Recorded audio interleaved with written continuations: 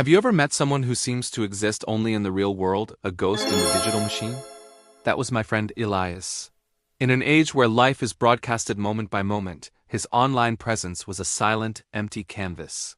We used to joke about it, wondering if he was secretly a spy or just incredibly uninteresting. But the truth I discovered was far more profound and, in its own quiet way, revolutionary. I once asked him why. Why not share the incredible mountain peak he'd just climbed, or the promotion he'd worked so hard for? He simply smiled and said, "Some things are too precious to be reduced to a caption." That's when I began to understand. Elias wasn't hiding. He was protecting. He prioritized the privacy of his own experience over the fleeting validation of popularity.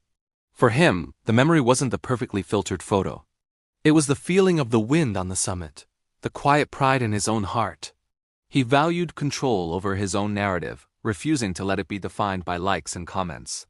His sense of self was like a deep-rooted oak, unswayed by the shifting winds of online trends. He knew his values, his goals, and what brought him genuine joy, and none of it required an audience. His self-esteem wasn't a fragile structure needing constant reinforcement from others. It was built on a solid foundation of self-awareness and real-world accomplishment. He was a deep thinker, an observer of life, not just a participant in its digital performance. When he did, on the rare occasion, share something, it was never trivial. It was a thought-provoking article or a piece of art that truly moved him, a post with purpose, not just for presence. Ultimately, Elias understood the great digital illusion. He saw that a feed full of perfect moments often hides the messy, beautiful reality of being human. He consciously chose to protect his mental health from the toxic loop of social comparison, not by judging others but by focusing on his own journey. He knew that comparing his unedited behind-the-scenes life to someone else's highlight reel was a game he could never win. So I stopped seeing his silence as emptiness and started seeing it as strength. Elias taught me that the richest lives are often the ones lived, not just documented.